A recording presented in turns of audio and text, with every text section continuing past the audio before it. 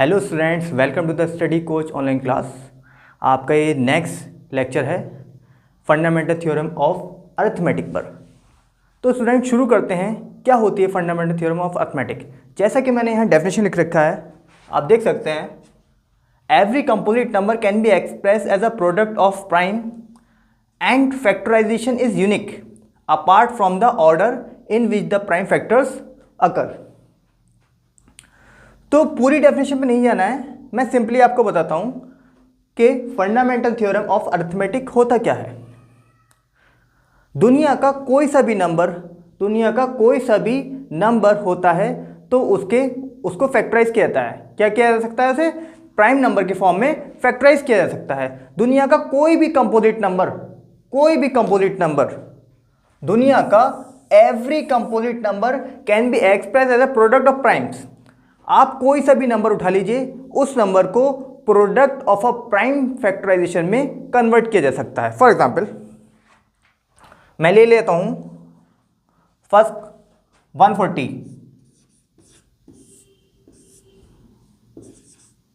2 7 14, 0,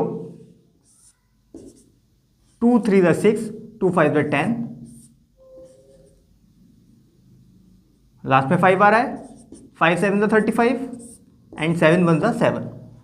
like 140, 2 2 5 और 7। उसी तरह से मैं ले लेता हूं दूसरा नंबर 156, 2 7 14, 2 8 16, 2 3 6, 2 9 18, 3 1 3, 3 6 9 एंड 13 1 13। तो 156 को आप एक्सप्रेस कर सकते हैं 2 2 3 और 13। तो मैंने क्या बोला स्टार्टिंग में कि every composite number can be express as a product of prime and this factorisation is unique. मैंने अभी यूनिक की बात नहीं की और मैंने ऑर्डर की बात नहीं की। तो अभी तक मैंने बात की कि every composite number can be express as a product of prime numbers, as a product of primes. दुनिया का कोई सा भी नंबर वो प्राइम नंबर की फैक्टर्स में लिखा जा सकता है। दुनिया का कोई सा भी नंबर वो प्राइम फैक्टराइजेशन की फॉर्म में लिखा जा सकता है, प्राइम नंबर्स की फॉर्म में लिखा जा सकता है। लेकिन वो जो मैंने बोला कि ये जो वर्ड है यूनिक, इस यूनिक का मतलब क्या है? इस यूनिक का इस थ्योरम में मतलब ये है कि उसके जो फैक्टर्स होंगे वो यूनिक होंगे और वो दूसरे किसी नंबर के फैक्टर्स नहीं होंगे। मैंने 140 का लिया 2 2 5 7, 156 लिया मैंने 2 2 3 13, तो यहां चेंज हो गया।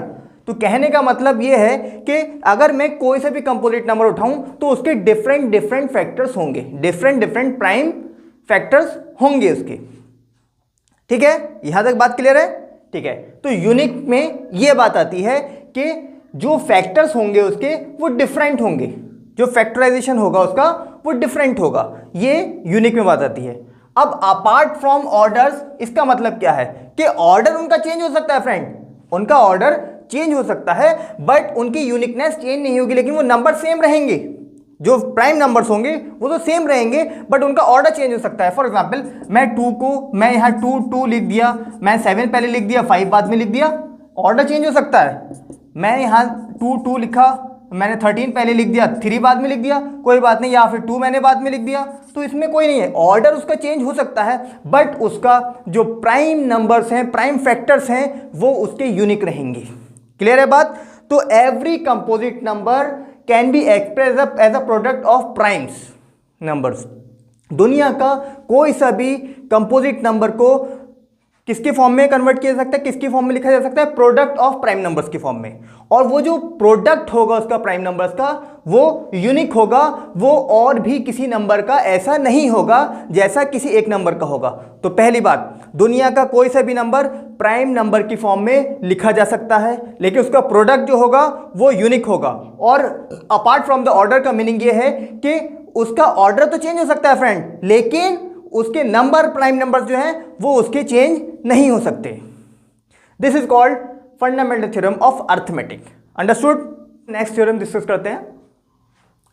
Late p be a prime number और if p divides a square then p divides a when a is a positive integer. तो p क्या है? एक प्राइम नंबर है। सबसे पहले हमें लेट कर लेना है p एक प्राइम नंबर है। Let p be a prime number. p मैंने लेट कर लिया एक प्राइम नंबर। तो जब p एक प्राइम नंबर है और a को लेट कर लीजिए आप, a तो ऑलरेडी गिवन है आपको, a कितना दे रखा है आपको? एक पॉजिटिव इंटीजर है।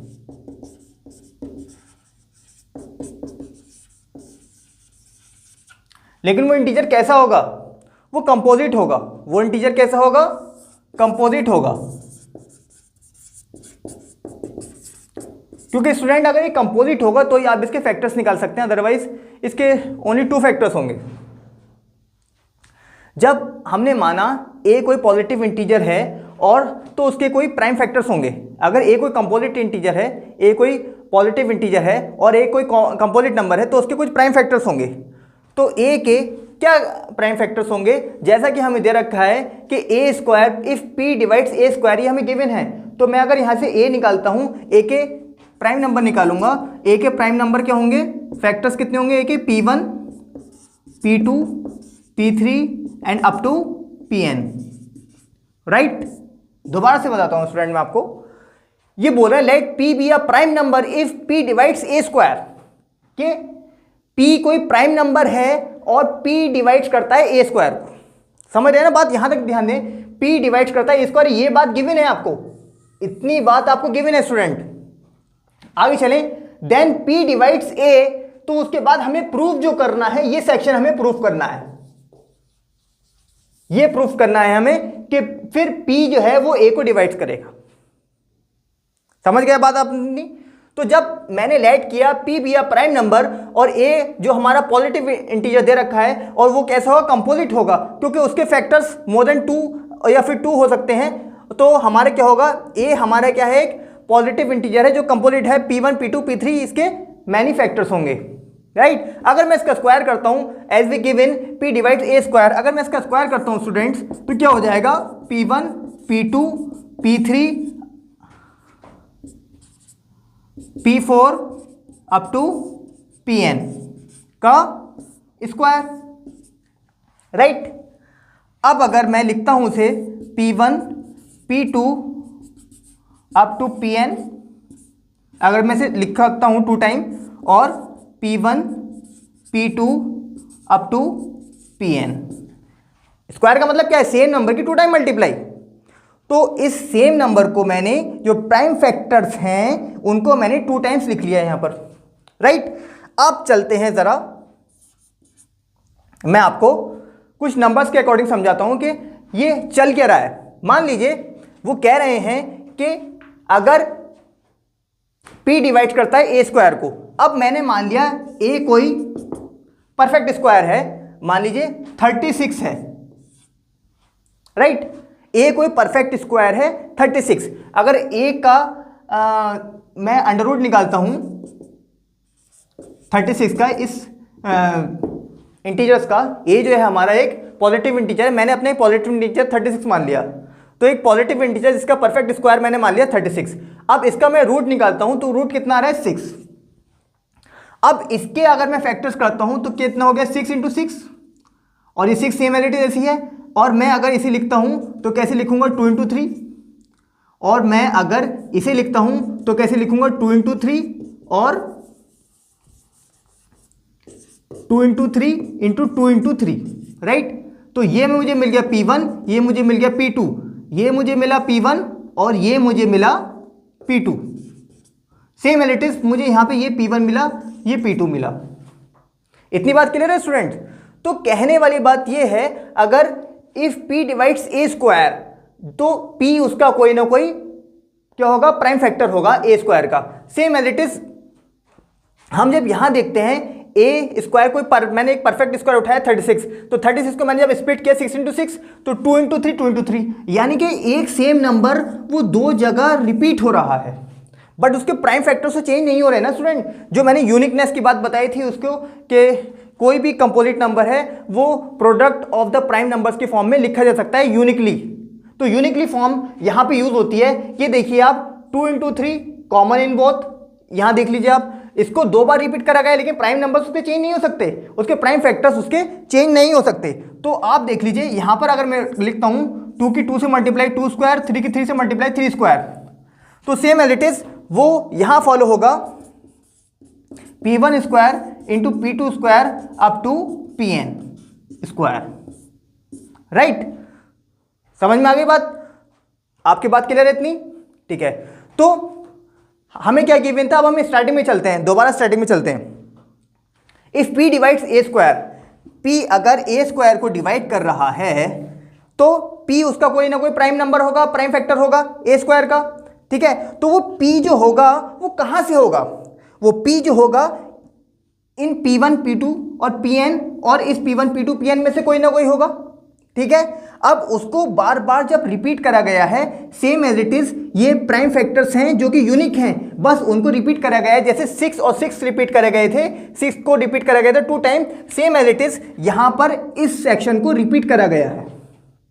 तो जो फैक्टर्स जब A स्क्वायर को P डिवाइड कर रहा है, P प्राइम नंबर है, तो वो नंबर जो होगा वो A को भी तो डिवाइड करेगा, A का भी तो प्राइम नंबर होगा।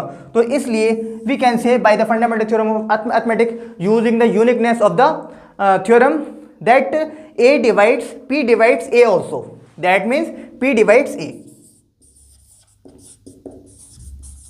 P A को भी डिवाइड करेगा।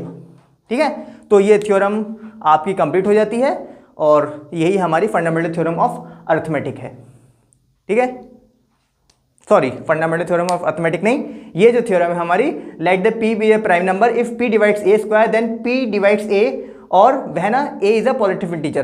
तो ये हमारा कंप्लीट हो गया। अब इसके ऊपर बेस हम √3, √4, √3, √2 इन सब का इरेशनलिटी प्रूफ करेंगे। Thank you so much.